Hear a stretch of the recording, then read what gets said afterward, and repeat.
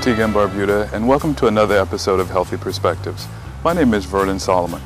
Getting yourself into the gym is a great accomplishment in itself. Many of us have gym memberships or attend classes at a local gym on a frequent or not so frequent basis. But 30, 40, even 50 years ago, gyms as we now know them just didn't exist. So how were things back in the day, if you would? How have things changed over the years? I recently sat down with Mr. Wesley Barrow of National Fitness to see if he could answer those questions for us and to give his perspective on how things were as to how things are now. Mr. Barrow, thank you so much for taking out some time out of your busy schedule today to spend some time with us here on Healthy Perspectives. And I must say, inviting us into your home. One of the things that we've been talking about quite regularly on the program is the importance of fitness. However, something I had asked you in previous conversation was, how have you seen exercise, fitness, and so forth change over the years? Well, it has changed to the point where when we started, well, in the earlier days, we were training just on the bare earth with rough weights, equipment made up of molten lead. We weren't sure what the weight was at the time, and we had no way of knowing that both dumbbells, for example, weighed the same thing, you know. So, but we made good progress even in those times.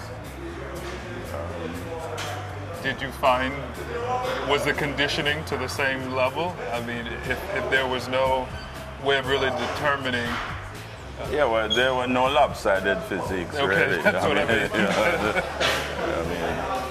But for pulleys, we'd probably attach rope to a tree or something. I got to attach the pulley to a tree and put the rope through and use any old stuff, stones perhaps, and whatever was available. And injuries? Very few? Mostly injury-free. Really? Yeah. Do you find that you had fewer injuries back then that you may have now? I don't know. The ratio is about the same. It's not a big difference, really. I mean, in my estimation, there's hardly any injury in weight training, for example, except somebody does something silly. I mean, if you work within the confines of what you should be, you should be injury-free. In the days when you were using that type of equipment, what was the driving force? What made, was it just guys, or was it guys and girls, ladies? Mostly guys. I mean, there was perhaps a 1% female participation. It was mainly a male thing. Very few women were interested in those days. Today we have far more female involved. I remember when I introduced weight training to female bodybuilders, well, not bodybuilders, female trainees, they were almost rejecting it, saying they would get big muscles and that sort of thing. You know, it took a lot of patience to explain to them, well, listen, muscles don't come overnight sort of thing, you know, and there are lots of things you have to do in order to develop muscle. You know? But as far as you had started to allude to the driving factor, what pushed the guys then? I don't know. I think we just wanted to develop ourselves. There was just this desire to... You want to look good? Yeah, to look good, you know, and be strong. I mean, before I started, for example, I mean, I used to stay on the sidelines and watch because the gyms were open and you could just walk around and look. And I used to just stand at the side and watch these well-developed fellas and admire them. I couldn't wait, you know, for my first opportunity to get started. when I did get started, I had to actually hide from my parents because in those days that was a no-no. I mean, it was connected mostly, at least the feeling was that it was only the roughnecks who were involved in that sort of thing, not the more refined people, right? So, but I was very determined, still am, and I stuck by it. I mean, I remember the gym I attended would have an annual show on Boxing Day, which is the day after Christmas Day. And I was to take part in that show. And I sneaked on my trunks, took part in the show. I did some lifts on that show. And before I got home, because my parents didn't know I had gone to this place, when I got home, the news had already reached home. They didn't know your son was so strong, sort of thing. And after that, I didn't have a problem, you know. Things just leveled up.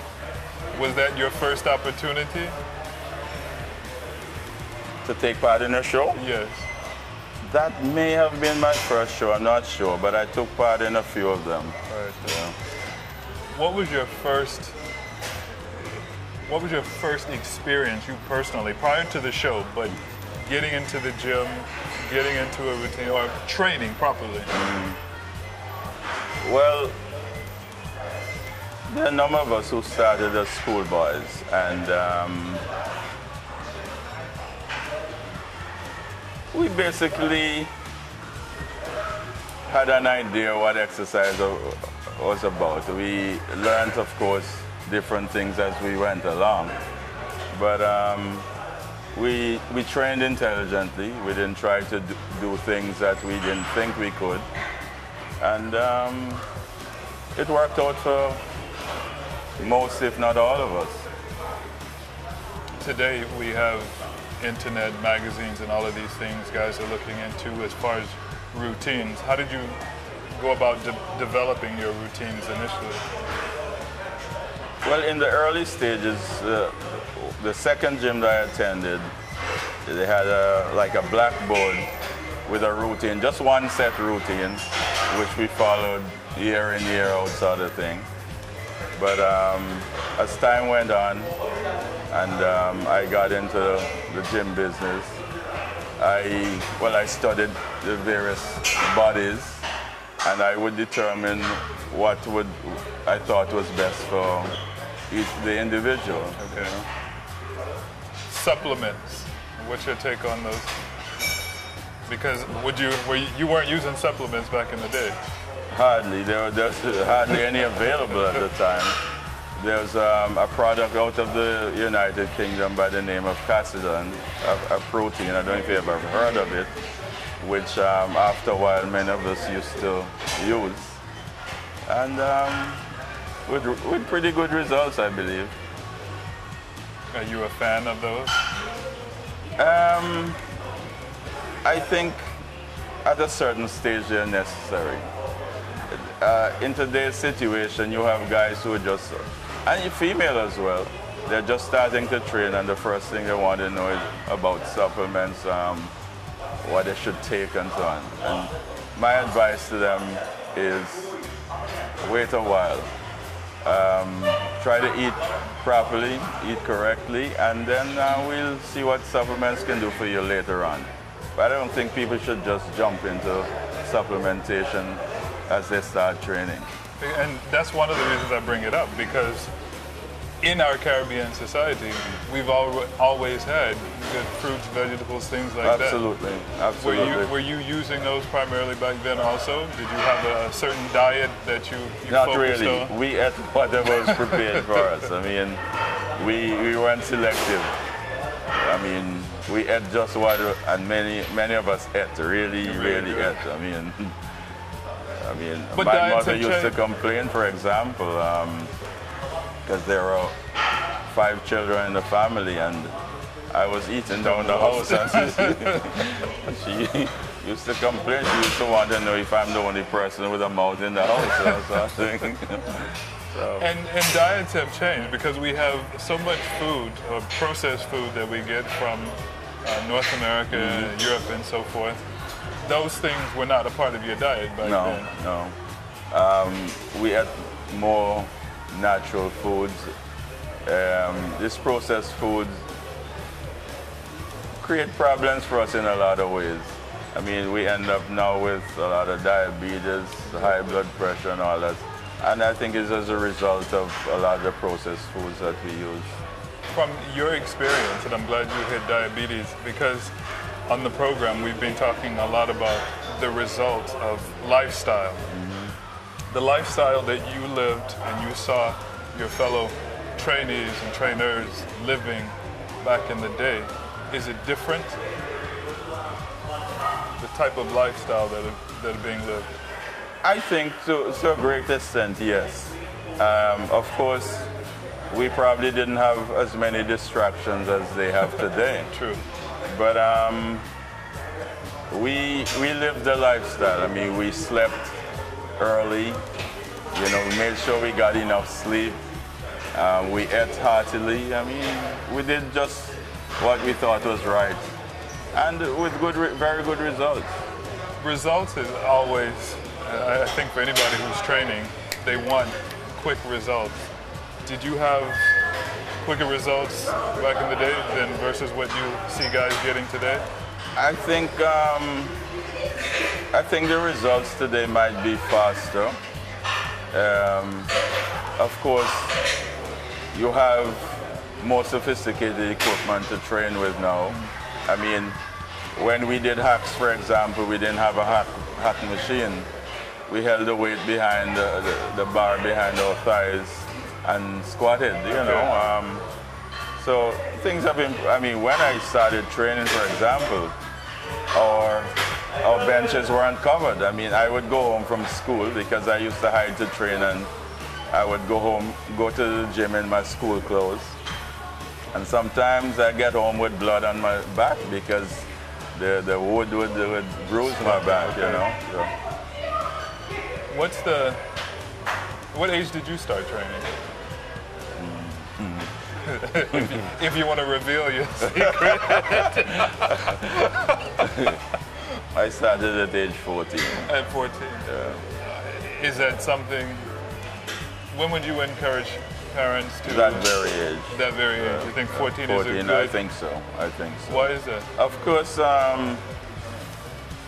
if at 14 you're still growing, and there may not be a lot of development because of the growth factor. But I think it sets a good foundation, you know, especially with proper guidance. I mean, you get into the gym. What I find in today's situation, I guess this comes from some of the pros in bodybuilding, where people see them training heavy, and they want to come in and emulate. I mean, instead of recognizing that there are stages, I mean, you start and you gradually, but like you said earlier, people today want everything now or yesterday, you know. People have got to be patient, and results will follow. And not everybody progresses at the same pace. Right. I mean, our bodies are all different. And some people progress at a much faster rate than others. And it takes time. And it takes time. If you rush it, then you could quite possibly be doing more damage to yourself. Quite so. Than actually good. Yeah, and another thing is, I think some people tend to spend too much time in the gym, thinking that the longer they spend in the gym, the better it is. I think only this morning I said to one guy, it's not the time spent it was last evening, not the time spent in the gym, it's the valuable time that is spent in the gym, because you can spend 2 hours in the gym and do nothing. Right. You know, it's... Research has been showing us that you need to have at least 30 minutes of sustained exercise. Mm-hmm. In your professional opinion, you've been doing this longer than most of us. Would you agree with that? Would you say that you can get a good workout in 30 minutes? Yes, but it depends on what one is training for. I think 45 minutes to an hour makes a lot of sense. And of course, like I say, it depends on what, I mean, if you're really training seriously, 45 minutes to an hour is good. If you are just keeping fit, you can stay for an hour and a half. Yeah. You know, it depends on what your goals are, really. Goals of personal appearance. I think all of us want to look. You want to look good. Of you course, want to look, of you want to look course, decent. of course. However, there's also that goal, or at least should be, the goal of our overall health. Do you think people are spending more time focusing on appearance versus health? That is possible. I can't say for sure that my answer would be correct one, but it's quite possible.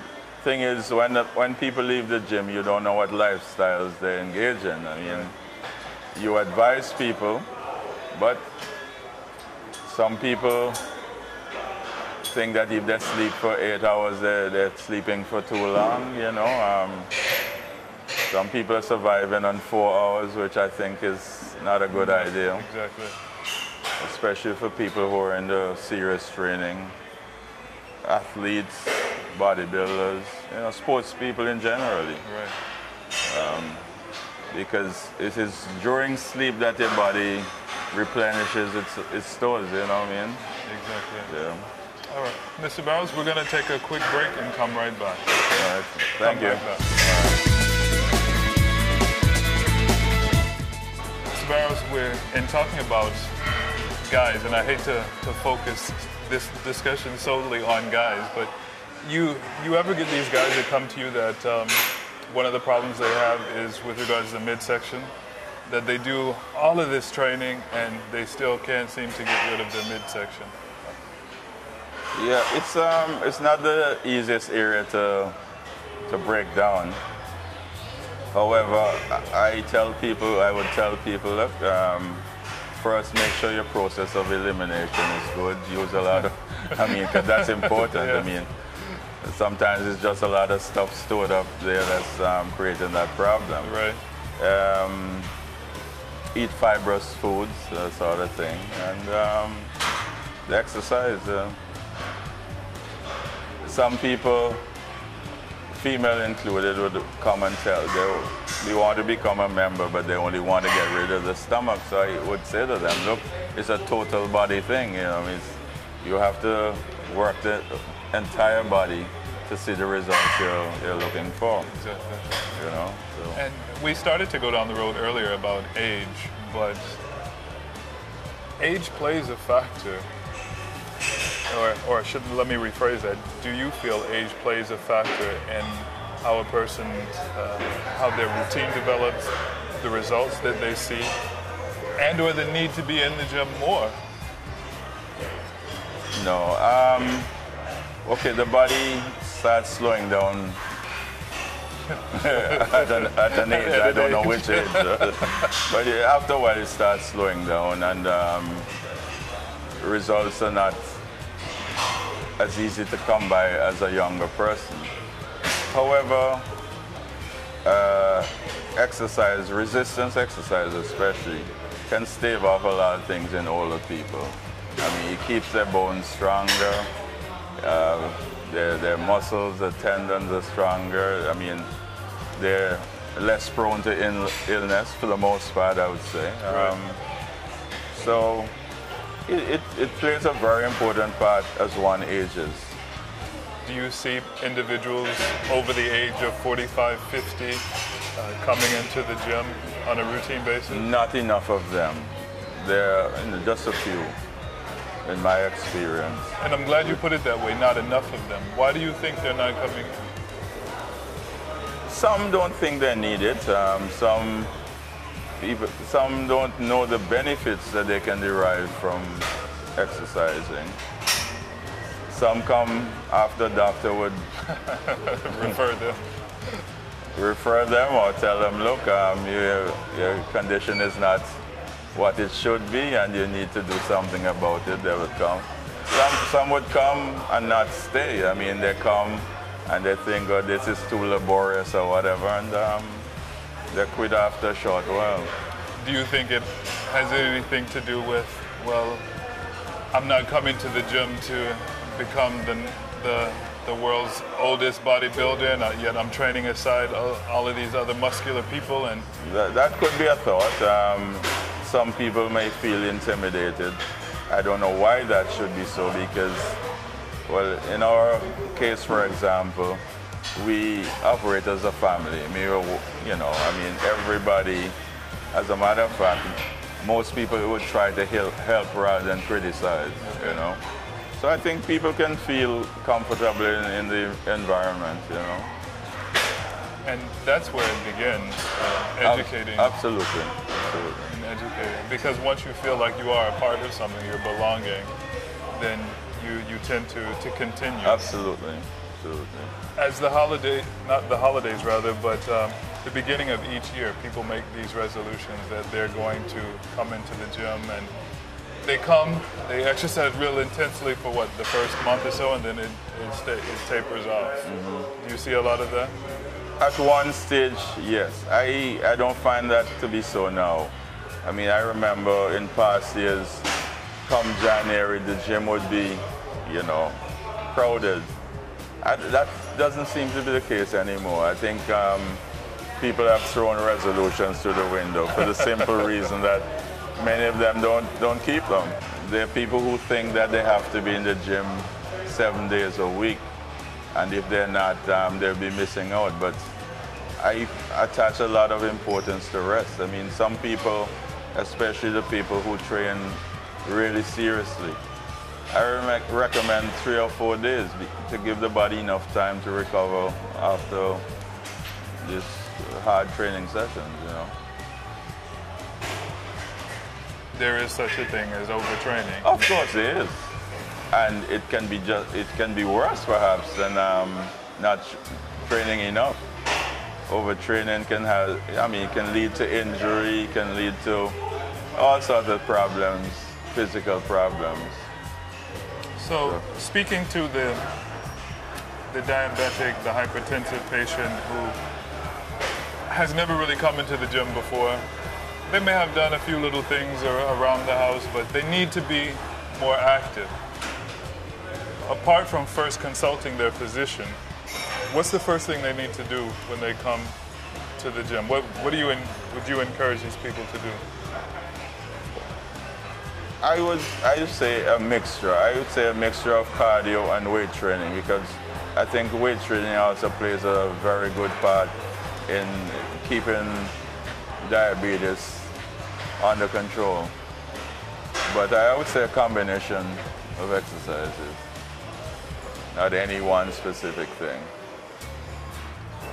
The take-home message, Mr. Barrows, from all of this, what would you say it is? If you could look into the camera and speak to Antigua and Barbuda and the rest of the Caribbean.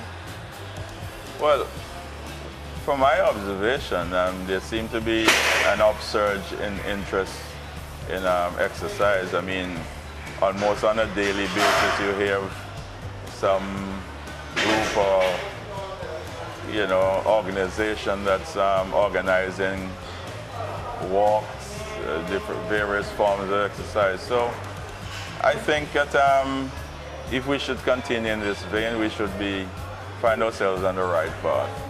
Because ultimately, and this is what our goal is to try and create a healthier Antigua and Barbuda.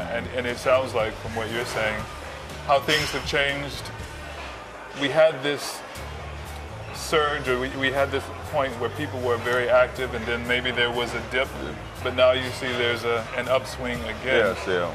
And if we continue with these different activities, recognize the importance of making lifestyle changes, then we can make a healthier Antigua and Barbuda. Indeed. I think most schools should have playgrounds as well. I mean, you go to some schools and there's no area for recreation. I think that should form a very important part of their upbringing, their education. It used to be that physical education was not just from a textbook, but rather the students were out on the field. Absolutely. Now we're finding, and personally myself, I'm finding that the students and even my children are spending more time in a classroom versus outside getting good exercise. I think too, we have situations here where parents who are probably not knowledgeable of the benefits think that the children should always be in a book, you know what I mean? If a person wants to acquire an athletic scholarship, for example, he can't be just academic. Right. He must have the physical attributes to go with it, you know? What are some of the, and this was rattling around in my brain also, as far as qualities. When a person, whether it be young or mature person, comes to a gym and trains, what are some of the qualities that you see people develop? I mean, yes, we talk about strength, physical strength, but even mentally, do you see? I think that's a very, very important question, because in our society today, I find that people are very lax in the things they do. I mean, they throw things about, there's hardly any order. I mean, they litter, they're indifferent to a lot of things, and I think that needs urgent correction. Yeah. And training, I think, helps in those things, because the person becomes more disciplined. It should. I mean, I keep saying that. I mean, you would expect that people who come to the gym would be different to the average person on the street, but some of them still throw bottles around in the grass, and that's total disregard. Yeah. Well, what it sounds like, Mr. Barrow, is that you can't go nowhere. You have a lot of work still ahead of you. There's still a lot of work to be done. You've done, and we've seen the phenomenal results that you've had from years ago down till now. And I must say you should be commended for the hard work that you have done. Thank you very much, and I appreciate this interview. Not a problem. Thank you very much. We look forward to it, and hopefully this won't be your last time on our program. I told her I'm a shy person. Okay. All right, Mr. Barrow. Thank you very much for joining us. We'll be right back. You know, while how we gym may have changed over the years, the reasons why we gym have not. Being physically active helps improve our health and our lives. Exercising helps us to relax, reduce stress, gain more energy, and improve our sleep. These combined benefits all work toward decreasing our risk of heart disease, colon cancer, diabetes, and high blood pressure. You don't have to go do a large cardio routine, strength training, and flexibility all at once. Just do them regularly. While it's always a good idea to speak with your doctor before starting an exercise routine, we hope you too can experience the positive benefits of the gym. Remember, time at the gym is only as effective as you make it. Take care of yourselves, Antigua and Barbuda. We thank you for spending time with us again today for Healthy Perspectives and allowing us to come into your home. Be well, Antigua and Barbuda, and may your perspective always be a healthy one.